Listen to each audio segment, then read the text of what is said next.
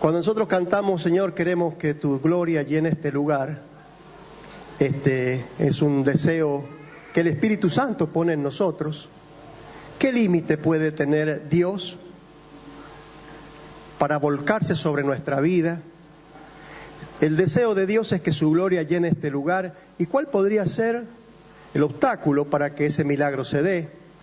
Si el Señor quiere de alguna forma. La gloria de Dios significa una manifestación visible de su presencia y su poder.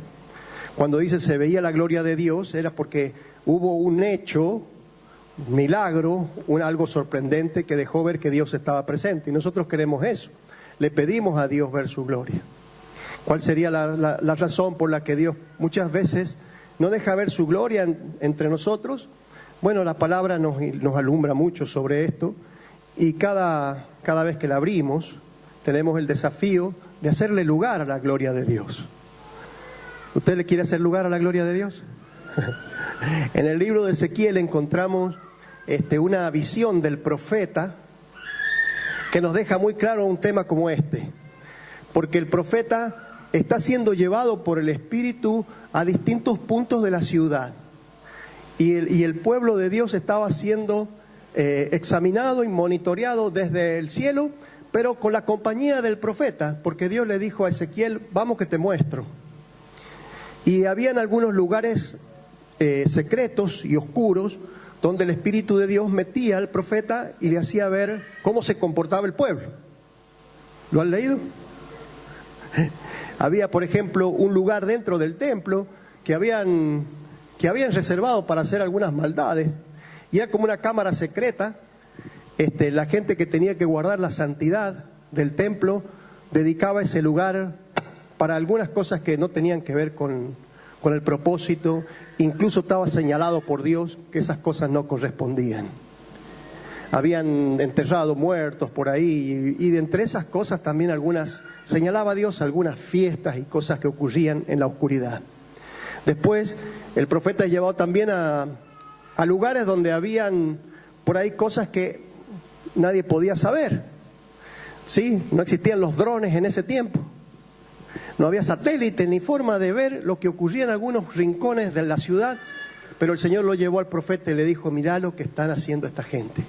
Después que le mostró el estado del pueblo, desde los sacerdotes hacia el último ciudadano de Israel, el Señor le muestra que la gloria de Dios se desprende del templo como un plato volador. Porque la figura que describe Ezequiel es la de un plato volador. ¿Han visto alguna película de ciencia ficción donde ve que se suspende por ahí una nave nodriza gigantesca? Y yo cuando leo esto digo, bueno, parece ser la misma de la película ¿cómo se llama? Del 4 de julio, ¿se acuerdan cómo se llama esa? De la invasión extraterrestre. El día de la independencia. Está todo el mundo mirando algo oscuro que ha hecho la sombra, parece un eclipse gigantesco y una nave que está ahí, una película de ciencia ficción que describe, que muestra algo muy parecido a lo que está describiendo Ezequiel. Y dice, y el Señor me mostró su gloria abandonando el templo. Ese plato grande que tenía ojos alrededor con seres celestiales, abandona el templo. Pero antes le había mostrado las causas de por qué la gloria de Dios abandonaba el templo. Bien, pasados los capítulos, encontramos que el profeta hace su trabajo, que el pueblo comienza a enderezar sus pasos, que mueren muchos de los príncipes malvados y de los sacerdotes truchos, y mueren por juicio de Dios, porque Dios sí los veía, ¿no? ¿Usted cree que Dios ve todo eso? A veces pensamos, ¡qué impotencia! ¿Nadie va a sacar a la luz esta injusticia? Sí, toda injusticia saldrá a la luz. Bueno, y en un momento que todos mueren, que Dios hace justicia, que el pueblo pasa unos años y despeja algunas cosas, el profeta dice, vi la gloria de Dios volver.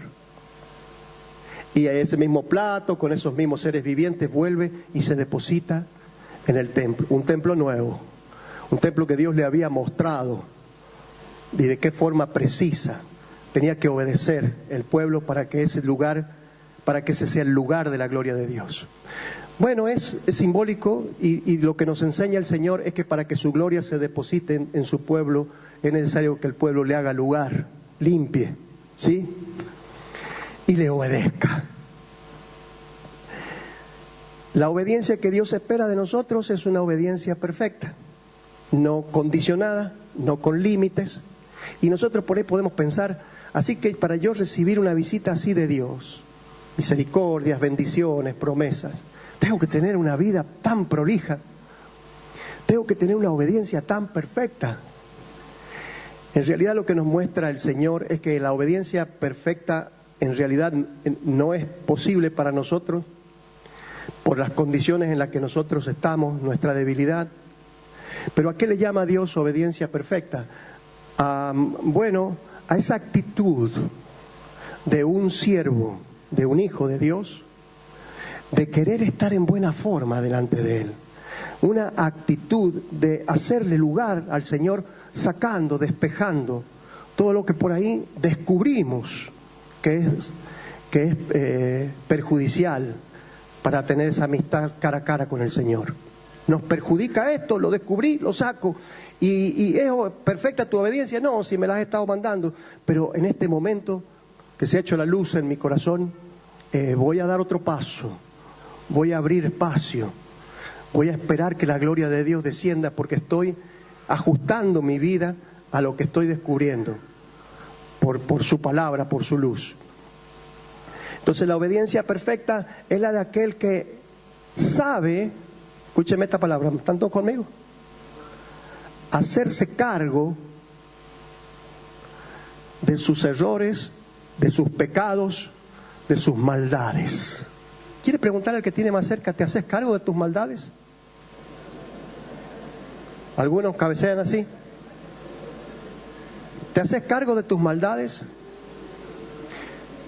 ¡Qué bárbaro! ¿Qué está diciendo? ¿Dónde me ha visto a mí que yo tenga maldad? Bueno, yo no lo veo a usted, pero lo escucho al Señor, que dice que usted y yo tenemos maldades que nos acompañan y que tienen siempre una tendencia natural a convencernos de que no es para tanto.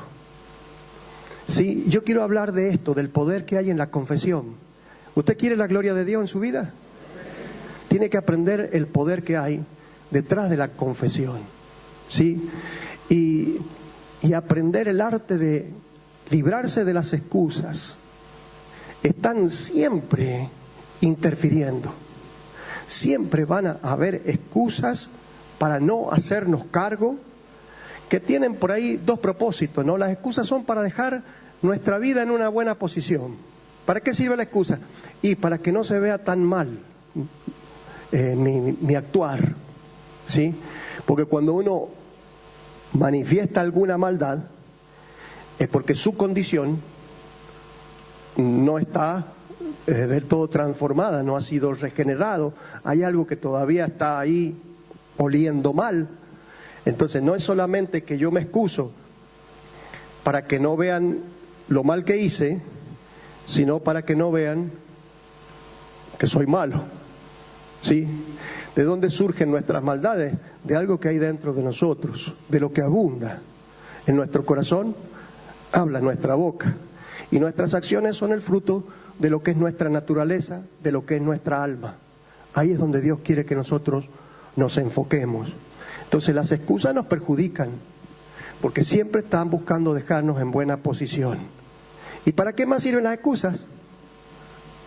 Y para seguir disfrutando de algún placer, para seguir, o sea, yo no, por ahí no quiero negociar algo que Dios me está reclamando, no lo quiero negociar, y entonces aparecen las excusas. Yo digo que son esos dos los motivos principales de nuestras excusas.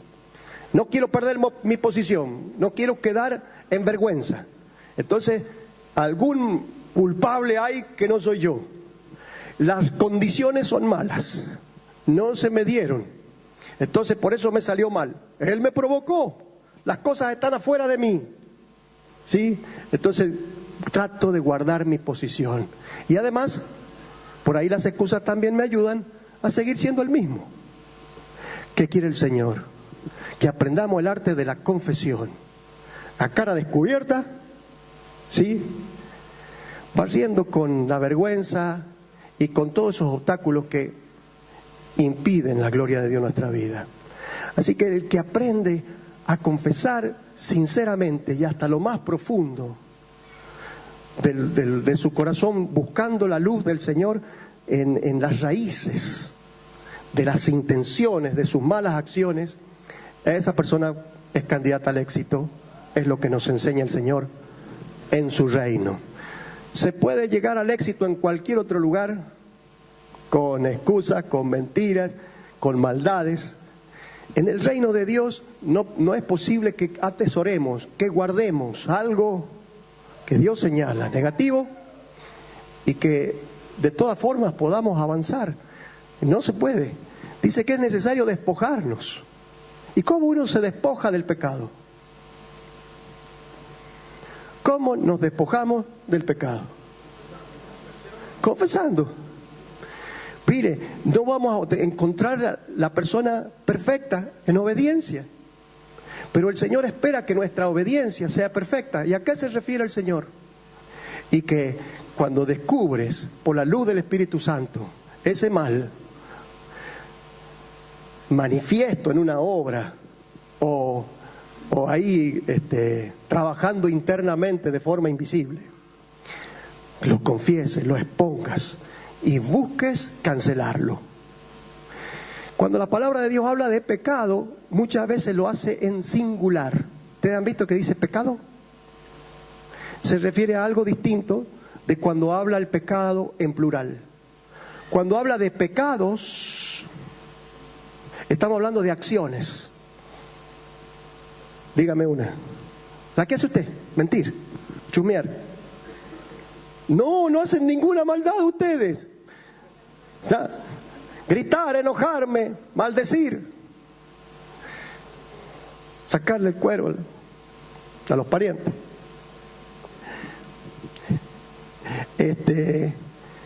Cuando está en plural son acciones y cuando está en singular hay algo dentro de nosotros que Dios llama pecado. Viene siendo como la fábrica. ¿Se va a acordar de esto? Hay algo dentro de nosotros que fabrica pecados, que fabrica mentiras, envidias, pleitos, malos pensamientos. Todo eso está en un área de nuestra vida que se llama pecado. ¿Sabe que la Biblia dice que el pecado vivirá en nosotros siempre? Pero lo que Dios espera es que nosotros le pongamos a esa fábrica una faja que diga clausurado y que no la hagamos trabajar clandestinamente, porque hay fábricas que trabajan clandestinas ya que la autoridad no la permite. Y si Dios no permite que yo mienta, que yo chusmee, que sea envidioso, que ande a las peleas por todos lados maldiciendo, pero no puedo deshacerme de esos hábitos y algún placer encuentro en la envidia o en el chusmerío, entonces pongo a trabajar la fábrica de forma clandestina y le meto excusas. Y las excusas, hasta yo me las creo muchas veces. Es que no puedo. ¿Ha visto lo que me hizo? ¿Cómo no le voy a meter por lo menos una cachetada? ¿Cómo pensás que voy a perdonar después de lo que me hizo? Y entonces guarda amargura, está pecando por guardar la amargura y la culpa es del otro que lo ofendió. Vamos a charlar un poquito también de esto con un par de ejemplos que quiero mostrarles. Pero vamos al texto bíblico que quiero que quede guardado en su corazón. Un texto bíblico. ¿Alguien quiere prosperar? Dígame quién no quiere prosperar. ¿Quién quiere ser más miserable de lo que es? Ninguno, ¿cierto? Queremos prosperar porque Dios ha puesto en nosotros el deseo del progreso, tanto en esta vida, que es cortita, y fundamentalmente Dios quiere que prosperemos en nuestro ser íntimo, en nuestra alma, de forma espiritual, en su reino, para que hagamos tesoros y tesoros en nuestro andar en la tierra y tesoros eternos en el reino de Dios. Podemos prosperar y Dios quiere que prosperemos en todo sentido. Dice el apóstol quiero que prosperes en todo. ¿En qué? En todo. ¿Usted quiere prosperar en todo? ¿Y puede prosperar en todo? Dios quiere que usted prospere en todo. Proverbios capítulo 28, versículo 13 dice: el que encubre sus pecados no prosperará. ¿Voy de nuevo? ¿Se lo va a acordar? Pregúntele al que está al lado suyo si quiere prosperar, que no lo escuché. ¿Querés prosperar? No te escuché, dígale. El que encubre su pecado o sus pecados no prosperará, mas el que los confiesa y se aparta alcanzará misericordia. Hermano, esto es un principio bíblico, lo va a encontrar usted desde que abre la Biblia en el primer libro, desde el Génesis y hasta que lo cierre en Apocalipsis. Es un principio bíblico. Dios quiere que esto nos quede muy claro. Lo hablaron los profetas, lo habló Dios a los patriarcas, se reveló de tantas formas el Señor, hasta que por su Hijo nos hizo entender estas cosas. Para estar en forma delante del Señor, esperar su gloria, esperar sus misericordias, dice, alcanzará la misericordia de Dios. Es necesario aprender el arte de la confesión. ¿Usted es de confesar? ¿O por ahí guarda? La idea del Señor es que seamos capaces de confesar con detalles, de forma perfecta, de forma completa, porque a veces hay cosas que no queremos. Por ejemplo, le voy a dar un ejemplo. Si hay alguien que llega al Señor saliendo de la brujería, algunos de nosotros, gracias mi hermano,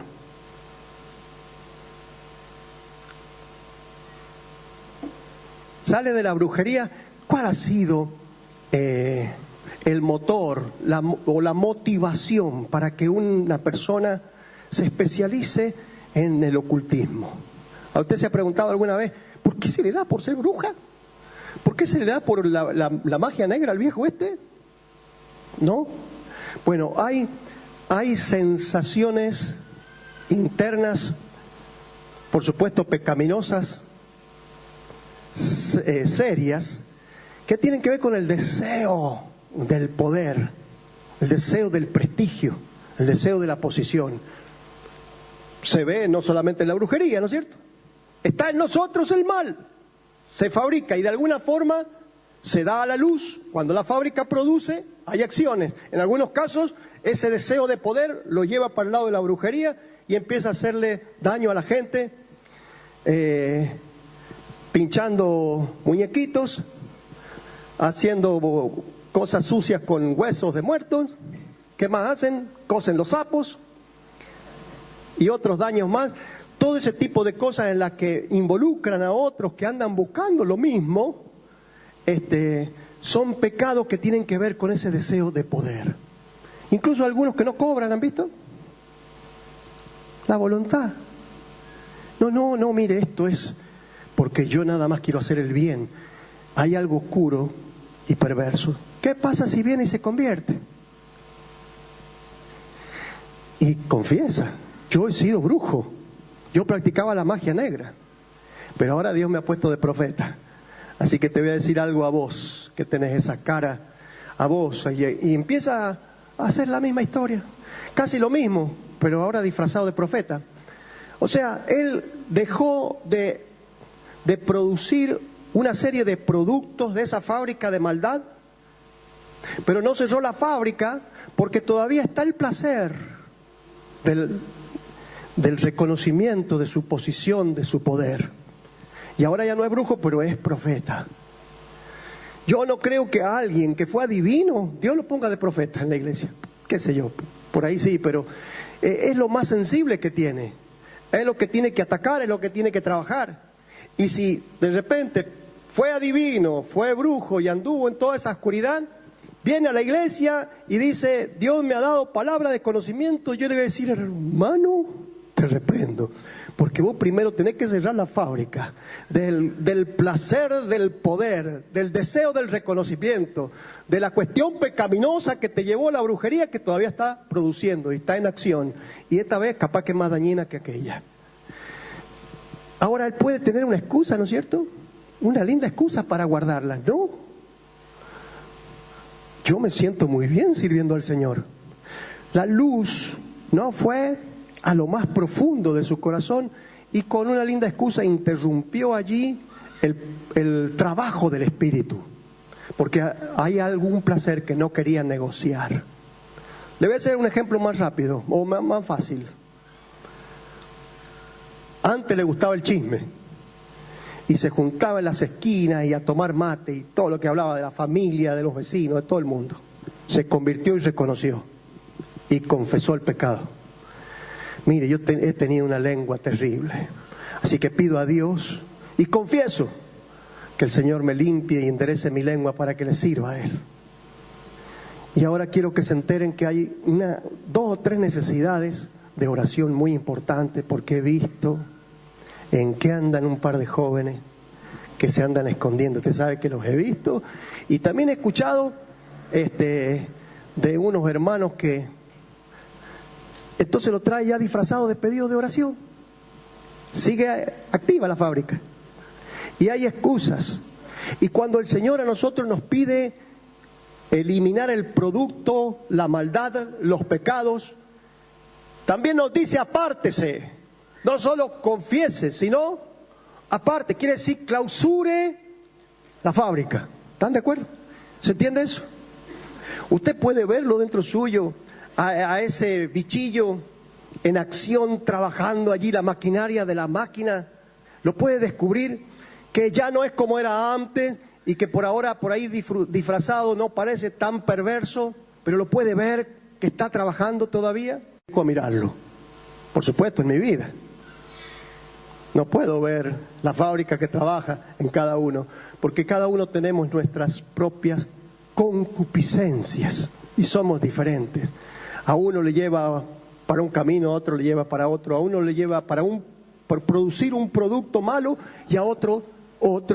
Pero el secreto es descubrirlo, exponerlo, confesarlo y hacernos cargo. Yo tengo este mal del que me tengo que deshacer porque quiero la gloria de Dios en mi vida. Quiero su misericordia. Y la palabra dice que además de confesarlo, tengo que apartarme.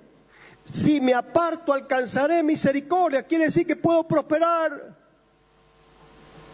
Pero mientras no confiese mi pecado, entonces no podré prosperar. Es un principio, es una ley. El que encubre no prosperará. Y no le busque la vuelta. Si encubre su pecado, no prosperará. Descubra las excusas, descubra el pecado, confiese y apártese, porque entonces alcanzará misericordia. Les estoy hablando de algo muy elemental, pero que vienen tiempos hermosos. En septiembre tenemos el encuentro de las mujeres y ¿cuándo es el de los varones, Iván? ¿Qué sé yo? Al mes siguiente.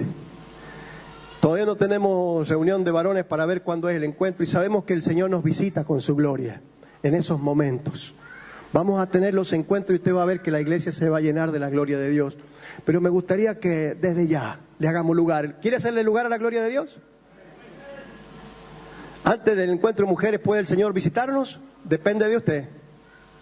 Cada uno de nosotros aporta haciéndole lugar en su vida a la gloria de Dios. Cancele su fábrica, yo cancelo la mía. Estamos echándole a la empresa, digamos. Estamos poniendo nuestras acciones en una empresa, en una fábrica de hacer el bien. La fábrica de la presencia y de la gloria de Dios entre nosotros. Le voy a mostrar este tema de la obediencia perfecta en la vida de 2 reyes de Israel. Los 2 primeros reyes de Israel son un buen ejemplo de qué es lo que Dios espera de una persona para darle progreso, para darle promesa, para respaldar su servicio, su andar, su ministerio.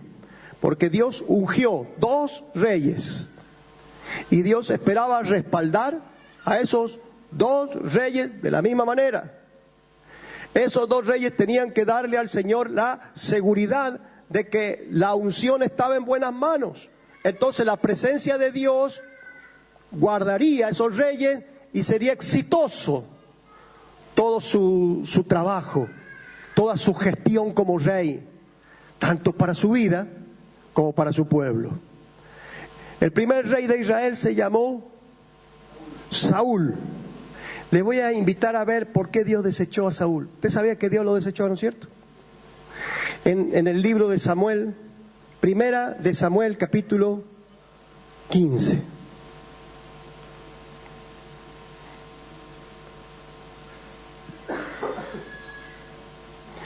Le da el Señor una misión. ¿Qué hay que hacer cuando Dios te da una misión? Obedecerla. Hay cosas de la misión que no me gustan. ¿Qué hago con eso? Obedecer. Hay detalles en el camino del Señor que por ahí me resultan más difíciles. ¿Qué tengo que hacer? Andar el camino del Señor. Sí, pero ese obstáculo me resulta un poco complicado. Tenés que saltarlo. Si no, ahí nomás quedás. La obediencia perfecta significa: reviso los detalles y digo, Señor, la tengo clara. Lo que vos has pedido, sé que lo has pedido porque lo puedo hacer. Y si hay algo que no me gusta, lo tengo que hacer. En el capítulo 15, veo en un solo versículo, rapidito, qué es lo que Dios le encargó. A ver si a usted le gustaría cumplir esta misión.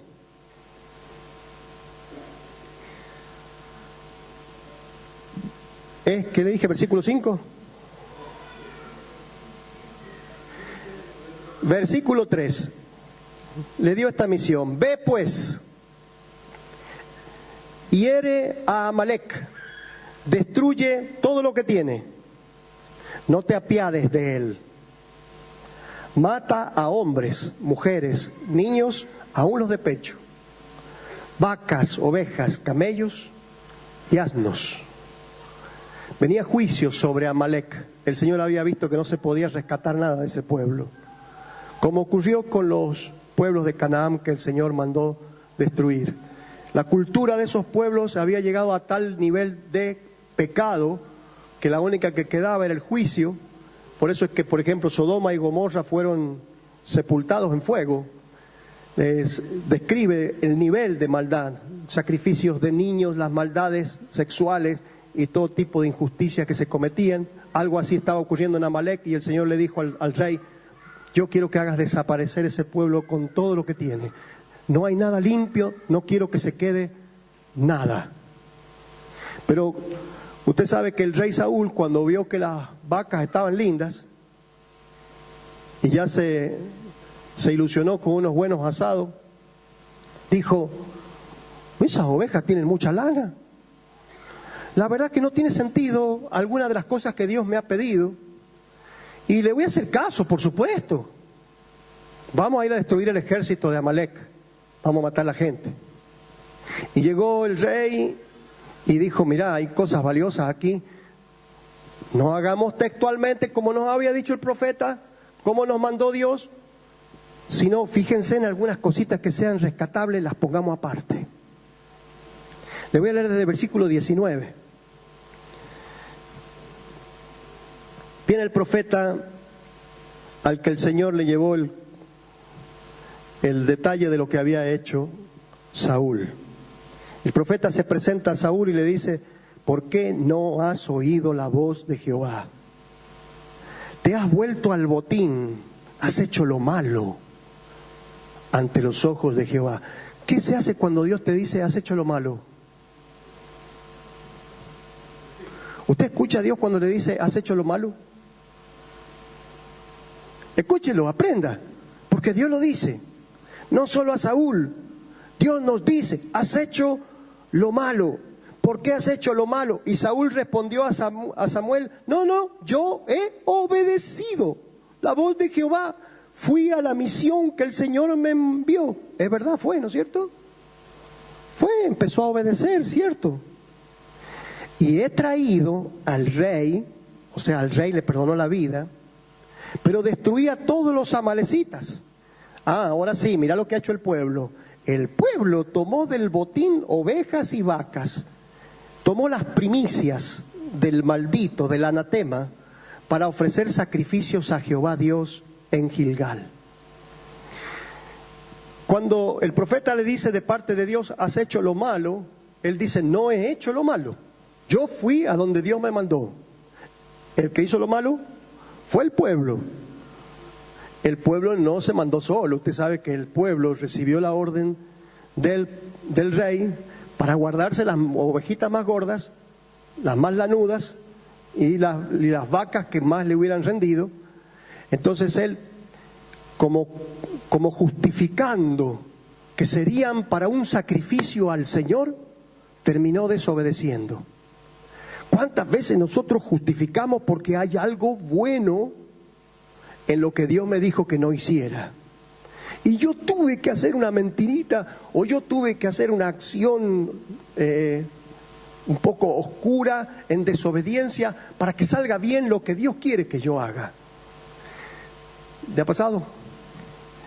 A eso se le llama excusas. Yo quiero que comparemos al profeta, al rey Saúl con el rey David, porque los dos eran iguales de malos. ¿Sabía usted? Yo creo que hizo más maldades David.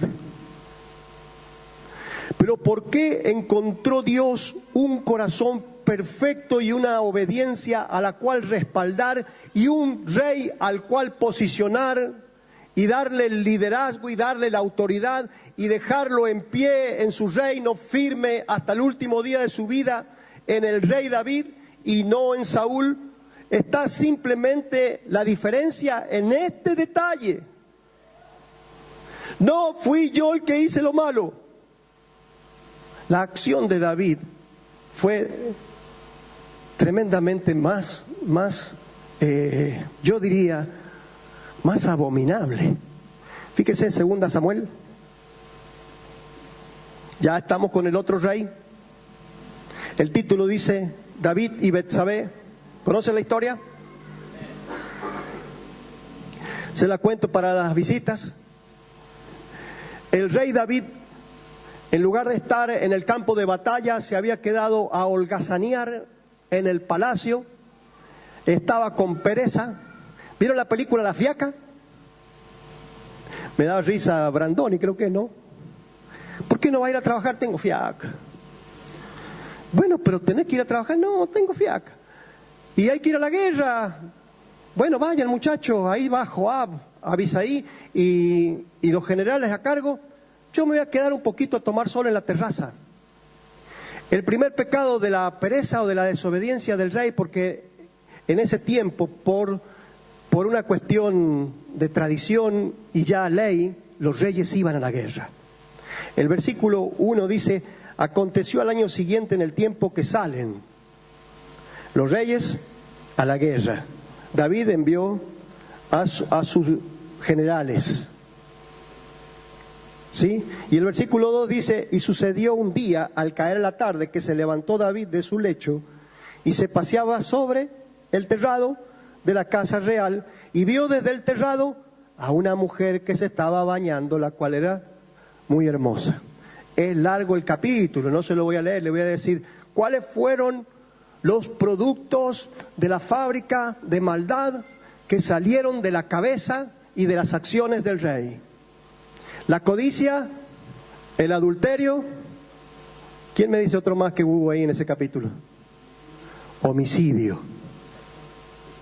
Adulterio, homicidio, mentira.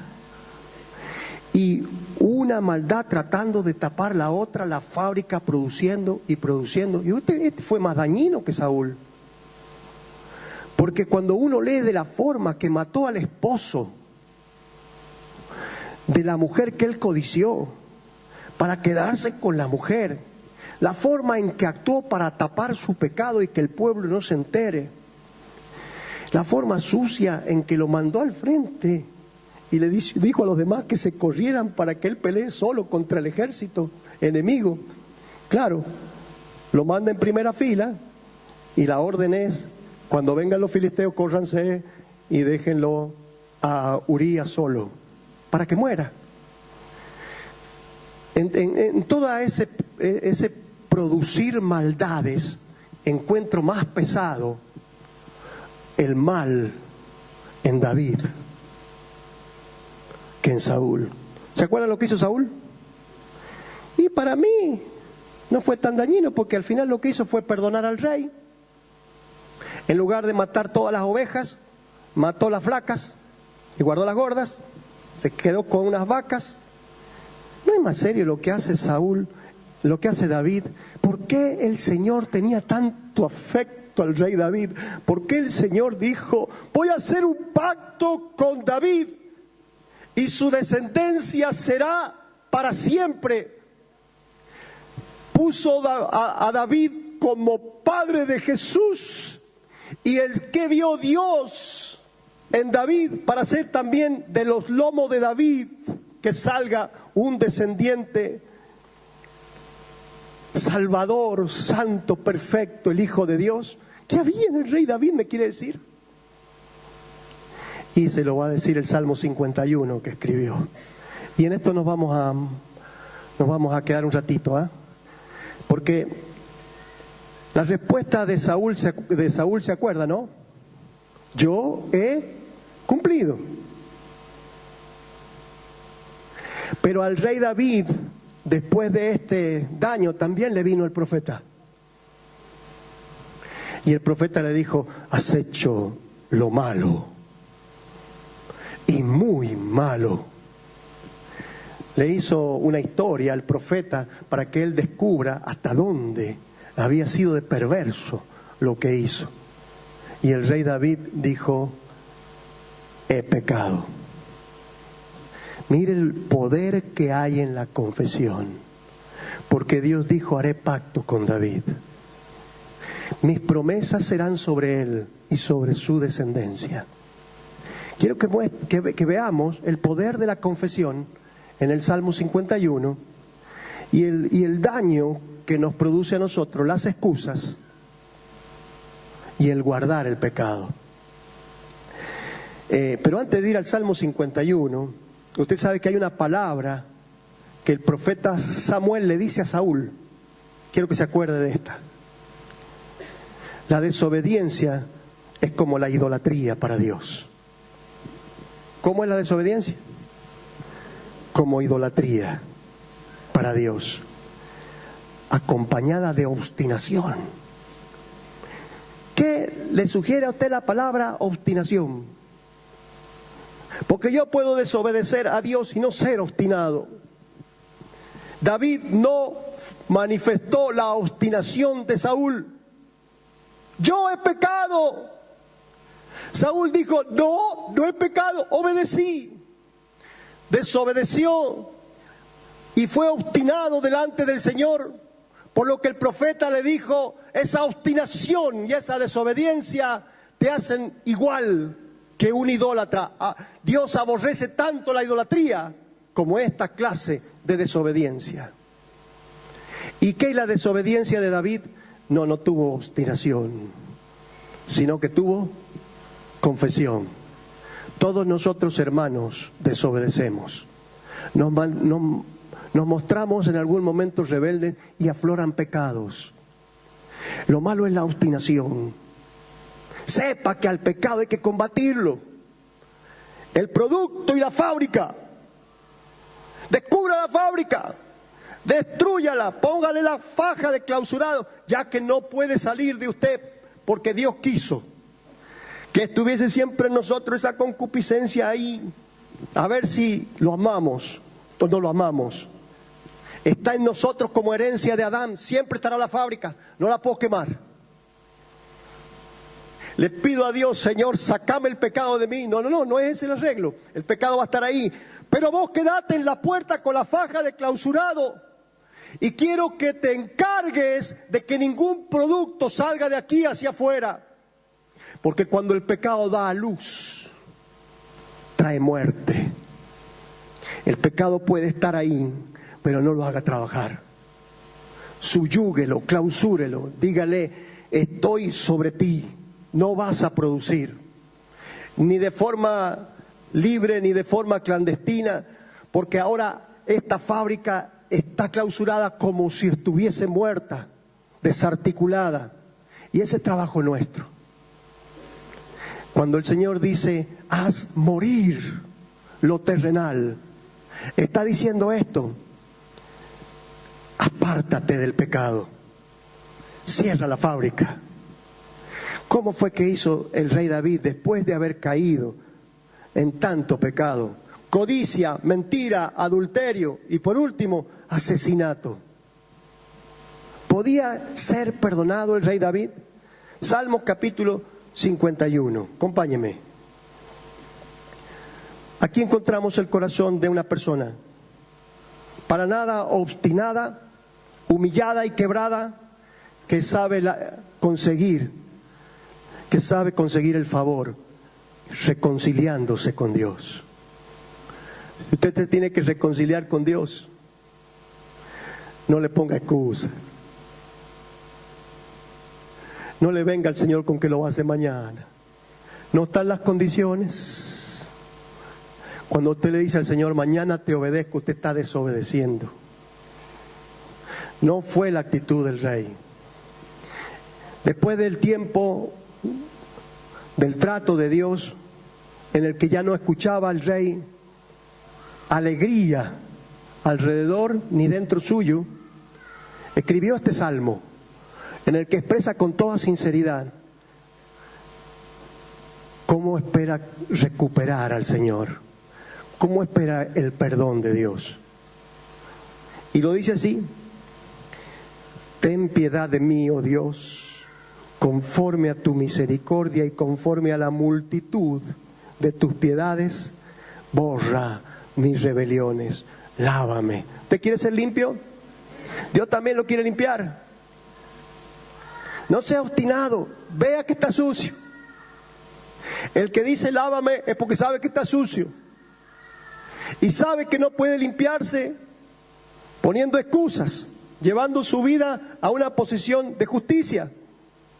No puede por sí mismo limpiarse haciéndose buena propaganda. Necesita la limpieza de Dios. Y entonces lo que necesita es confesar que está sucio en estos términos: lávame. Lávame más y más de mi maldad, límpiame de mi pecado. Porque yo reconozco, diga, yo reconozco mis rebeliones. Y mi pecado está siempre delante de mí. ¿Cuándo no está el pecado delante de uno? Cuando uno lo encubre, ¿no es cierto? Lo esconde. Pero mi pecado no está escondido, sino que está delante de mí. Contra ti he pecado, contra ti solo he pecado, he hecho lo malo delante de tus ojos. ¿Qué le había dicho el profeta al rey? Has hecho lo malo. Natán le dijo a David, lo mismo que Samuel le dijo a Saúl: Dios te vio, has hecho lo malo. Cuando Samuel le dijo a Saúl: Dios te vio, has hecho lo malo, obstinado dijo: yo he obedecido. Fue el pueblo el que hizo lo malo. Pero cuando Natán le dijo a David: has hecho lo malo, David responde así: contra ti he pecado, he hecho lo malo. Dígale al Señor: sí, Señor, para que tú seas reconocido justo en tu palabra. Yo he pecado, porque tu palabra dice lo bueno, dice lo justo, dice lo puro. Tu palabra es verdad, tu palabra dice que he hecho lo malo, y yo quiero que seas reconocido como perfecto en tus dichos. Así que yo he hecho lo malo. Porque tú amas la verdad en lo íntimo. ¿Dónde ama la verdad el Señor? En lo íntimo. Y en lo secreto me has hecho comprender sabiduría. Ojalá que la palabra de Dios nos haga ver esta sabiduría, esta perfección de sinceridad que debemos presentarle al Señor. Sin reserva, mi hermano, sin reservas. El profeta le dijo: has hecho lo malo, es voz de Dios. Él reconoció que Dios le estaba hablando y dijo: ¿cómo voy a hacer quedar mal a Dios? No, Dios tiene que ser reconocido como justo y verdadero en sus dichos. Yo tengo que decir que es verdad lo que Dios dice. Cuando Dios te diga que sos malo y que has hecho lo malo, vos decirle: sí, Señor, mi pecado está delante de mí, lo que tú dices es verdad y sé que amas la verdad en lo íntimo. Yo acompaño para que seas reconocido justo en tus dichos. Yo confieso, he pecado, yo reconozco, soy rebelde. He aquí, en maldad he sido formado, en pecado me concibió mi madre. Pero tú amas la verdad en lo íntimo y en lo secreto me has hecho comprender sabiduría. Purifícame con hisopo, seré limpio. Lávame, seré más blanco que la nieve. ¿Puede pasar eso después que una persona le robó la esposa a otro hombre al cual asesinó? Mintió escondiendo sus fechorías del pueblo.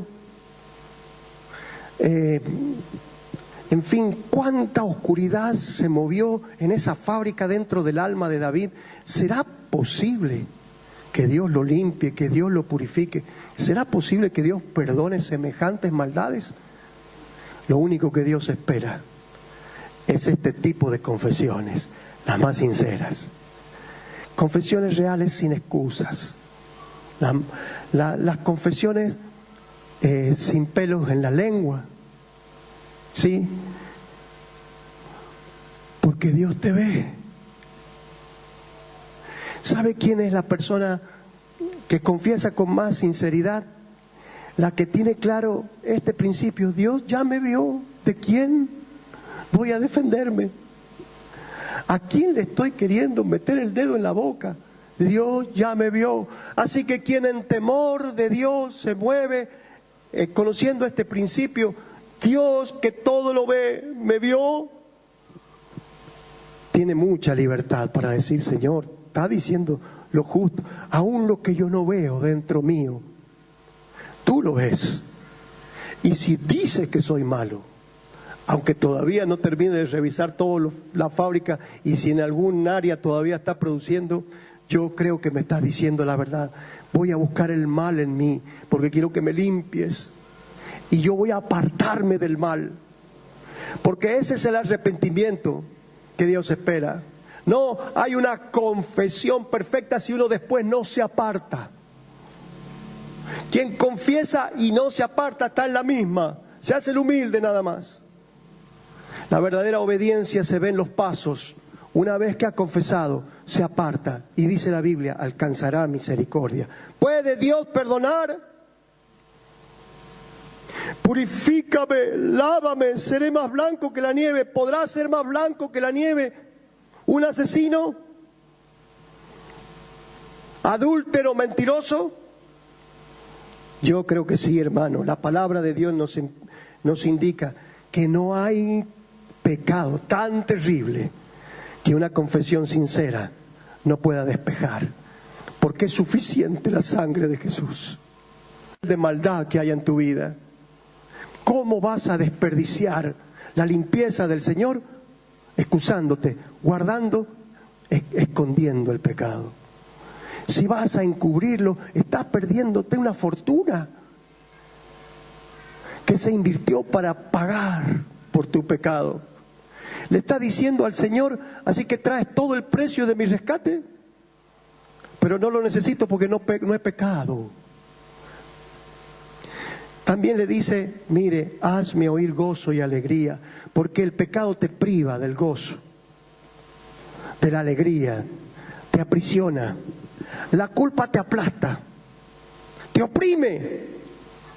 Pero una vez libre por la confesión, él puede atreverse a decir: no solo límpiame y lávame, purifícame, sino también hazme oír gozo y alegría, porque hasta mis huesos están abatidos. Se recrearán mis huesos, los huesos que has abatido. Los huesos estaban crujiendo dentro suyo por esconder, por guardar, por no confesar.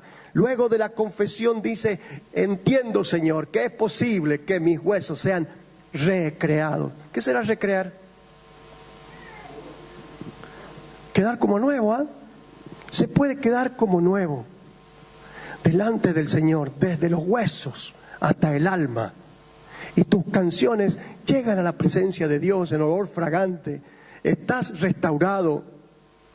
Esconde tu rostro de mis pecados. Borra todas mis maldades. Es como diciendo, Señor, yo sé que lo sabes. Hace de cuenta que no he hecho nada.